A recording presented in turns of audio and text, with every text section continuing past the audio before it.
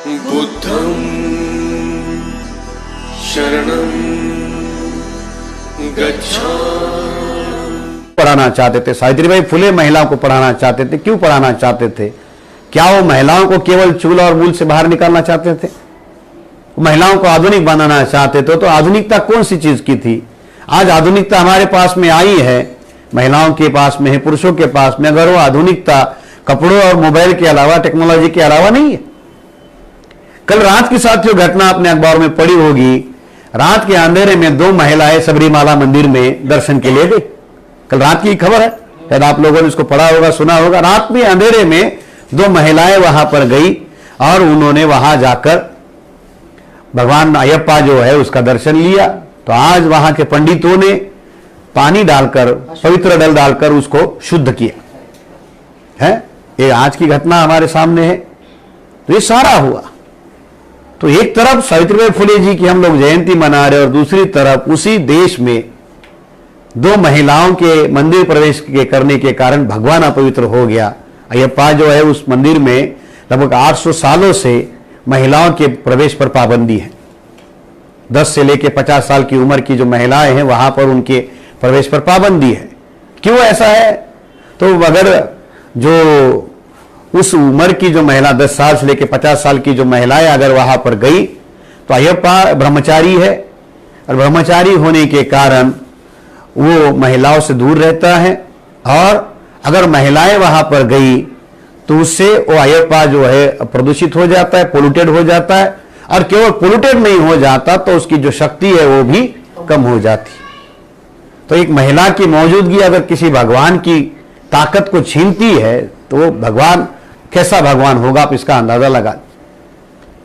उसी समय में साथियों सुप्रीम कोर्ट में एक महिला जज भी है, इंदु मल्होत्रा, वो इस बात के विरोध में है कि एक महिला मंदिर प्रवेश का काम करे। 4 पुरुषों ने महिलाओं के मंदिर प्रवेश को सही ठहराया और हिंदू महिला ने उसके विरोध में कहा कि संविधान को और कानून को, आस्था और परंपरा को मान्यता देना चाहिए और आस्था और परंपराओं के निर्णय जो है ये समाज के ऊपर छोड़े जाने चाहिए, ये समाज को नियमित करने चाहिए। ये कानून और संविधान का या न्यायपालिका का काम नहीं है। जिसकी परंपरा है उसको मानने का अधिकार है। सावित्रीबाई फुले जी की कोशिश के कारण एक ब्राह्मण महिला जो है सुप्रीम कोर्ट की जज बनी। एक अपर कास्ट महिला, सवर्ण जाति की महिला जो है ये वही, महिलाओं में कोई ऊंच नीच नहीं होता, महिला तो सारी अवर्ण है।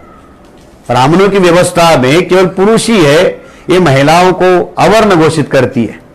और कितना अवर्ण घोषित करती है, कितना महिलाओं को पीड़ित करती है, पुराना मामला नहीं बताता हूं आपको। तो आपका आज का एग्जाम्पल बताता हूं। जब इंदिरा गांधी प्रधानमंत्री थी और इमरजेंसी के बाद में वो साउथ इंडिया के दौरे पर आई थी तो कांची कामकोटी के शंकराचार्य को वो मिलने के लिए उसने अपॉइंटमेंट भेजा। अपना एक खास आदमी वहां का जो सीएम था उसको वहां पर जिम्मेदारी लगाई कि मुझे कांची कामकोटी के शंकराचार्य को मिलना है।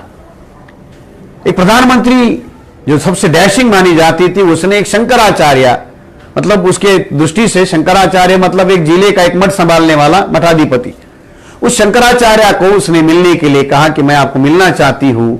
तो शंकराचार्य ने एक मैसेज भेजा, देश की प्राइम मिनिस्टर रहने वाली इंदिरा गांधी को मैसेज भेजा कि मैं विधवा औरत का मुंह नहीं देखता।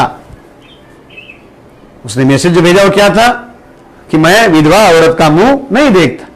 एक प्रधानमंत्री होने के बावजूद भी धर्म के अंदर उसकी औकात क्या थी? औरत, और औरत के अंदर भी विधवा। क्योंकि भारत की समाज व्यवस्था में, धर्म व्यवस्था में कौन सी महिलाओं को प्रतिष्ठा है?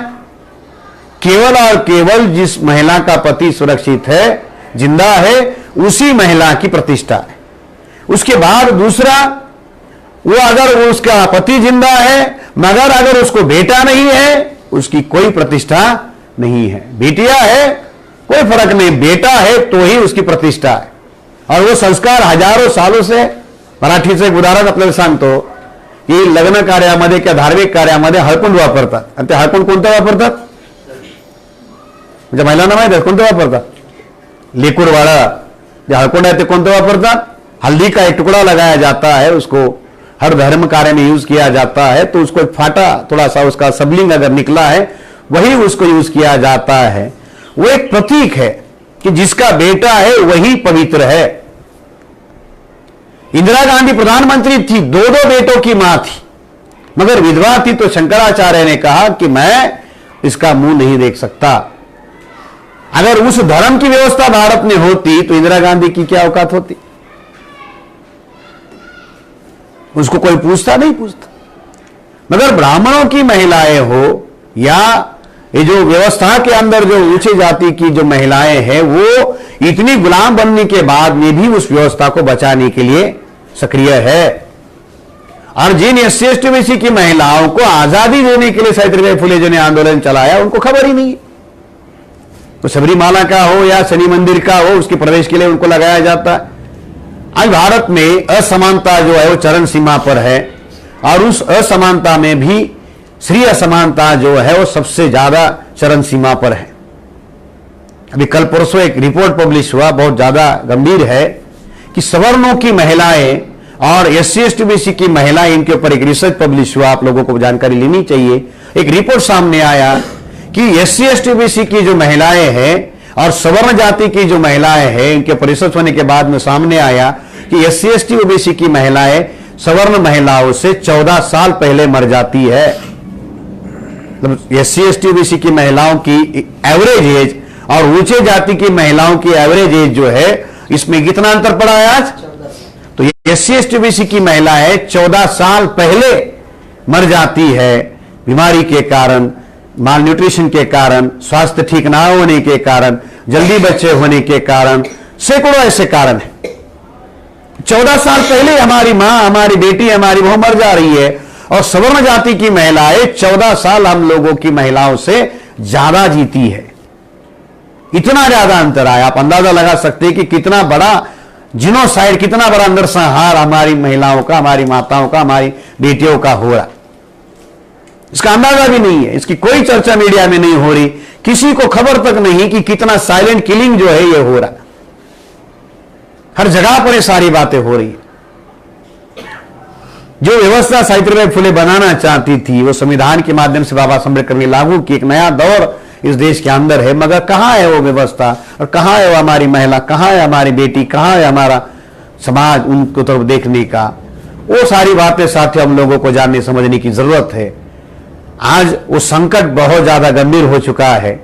हम लोग सामाजिक जीवन में जीने वाले लोग हैं, मगर सामाजिक जीवन में जीने वाले लोगों को इस बात को बहुत ज्यादा गंभीरता से समझने की जरूरत है कि इस जागरण प्रबोधन को अगर ज्यादा स्केल में बढ़ाना है, तो उसमें महिलाओं का सहभाग या हमारे अपने आंदोलन की जो नींव है उसका सहभाग कितना ज्यादा जरूरी है। सावित्रीबाई फुले जी ने जाना था कि अगर इस गुलामी को मिटाना है, उस गुलामी को मिटाने की एकमात्र तरीका है कि समाज की महिलाओं को आंदोलित करे, महिलाओं को जागृत करे। इसलिए उन्होंने ज्योतिराव फुले जी ने इस नींव को रखा। अंबेडकर नेशन चैनल आर्थिक समस्या से गुजर रहा है। अगर आप बहुजन समाज में बाबा साहेब अंबेडकर और तथागत बुद्ध की विचारधारा को अधिक से अधिक लोगों तक पहुंचाना चाहते हैं, तो हमें आर्थिक सहयोग प्रदान करें, ताकि हम अपने चैनल के माध्यम से देश विदेश में समता, बंधुता, एकता और संवैधानिक अधिकारों को ज्यादा से ज्यादा लोगों तक पहुंचा सकें। अंबेडकर नेशन चैनल जो YouTube पर भी प्रसारित होता है, प्रस्तुतकर्ता गौतम रत्ना। आप अपनी सहायता राशि नीचे लिखे खाते में जमा करा सकते हैं। खाता धारक गौतम रत्ना, खाता संख्या 316957686551, IFSC कोड SBIN 0060336, बैंक भारतीय स्टेट बैंक। आप हमारे बैंक खाते का विवरण स्क्रीन पर भी देख सकते हैं।